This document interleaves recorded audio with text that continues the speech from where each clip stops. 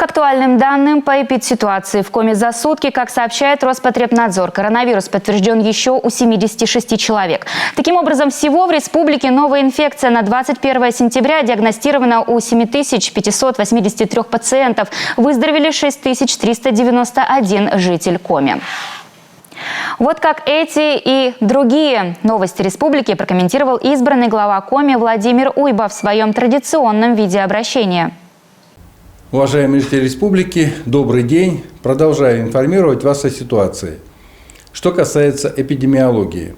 Сегодня в республике лабораторно подтверждены 7583 случая заболевания коронавирусом. Прирост за сутки 76 человек. И из этих 76 половина, практически половина, это 31 человек, это заболевшие в Сыктывкаре. Я снова напоминаю, хотя понимаю, что это делаю сейчас практически каждый день, о том, что нужно соблюдать меры профилактики. Выходим в общественные места, обязательно одеваем маски. Видите, статистика четко совершенно показывает, что мы пока проигрываем болезни. Под медицинским наблюдением 2578 человек, выздоровели 6391 человек. За сутки сегодня практически никто не выздоровел, 2 человека. Но вы знаете, что так бывает. Мы накапливаем просто несколько дней выписки. И в последующие дни, я думаю, что будем выздоравливать активнее.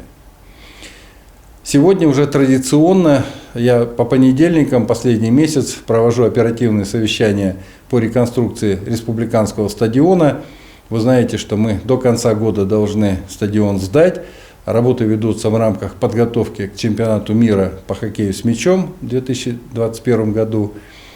Что на сегодня выполнено? Выполнены основные строительно-монтажные работы на полях и трибунах стадиона. Завершен монтаж 7 из 8 запланированных матч-освещения. На самом деле работа эта очень серьезная. Сначала идет очень подготовка большая под бетонирование основ под эти мачты, потом сама оснастка мачт, поэтому это большие работы. Вот осталась одна мачта. Ведутся также работы по устройству холодоснабжения ледовой арены.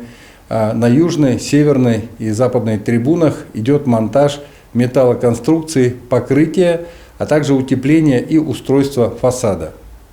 Параллельно с этими работами ведется внутренняя отделка трибунных помещений. И, как я уже говорил, после реконструкции Сыктывкар получит современный объект для занятий сразу несколькими видами спорта, который будет доступен для всех жителей республики. В республике продолжается реализация проекта «Народный бюджет» по 10 различным направлениям. Одно из них – это обустройство источников холодного водоснабжения населенных пунктов республики. Уже реализовано 5 из 10 таких проектов. Например, в Усть-Куломском районе, в поселке Азьяк, к 18 домам подведен водопровод.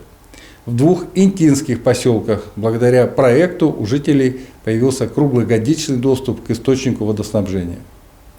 Всего в республике реализовано более половины из 237 отобранных на этот год проектов.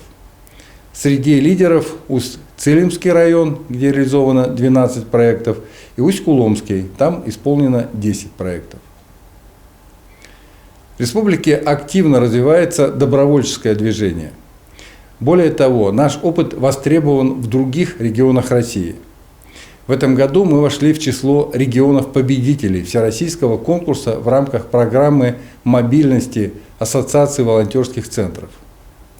По итогам конкурса наша республика стала организатором стажировки координаторов добровольческих объединений из 14 регионов страны. С 16 по 21 сентября волонтеры побывали в 3 городах – в Усинске, Микуне и Сыктывкаре, где изучили опыт нашей республики. Стажировка совпала со стартом Республиканского молодежного образовательного форума «Молодежь Коми-2020». В течение месяца с 18 сентября по 18 октября его участники обсудят темы добровольчества, патриотического воспитания молодежных инициатив и другие актуальные направления. В программе форума есть и онлайн, и офлайн мероприятия. Одним из них станет грантовый конкурс, в рамках которого молодежь сможет представить свои инициативы и получить средства на их реализацию, при условии, что проекты должны быть посвящены столетию Республики Коми. Уважаемые жители республики, это все новости, которыми я хотел сегодня с вами поделиться. Будьте здоровы, берегите друг друга. До завтра.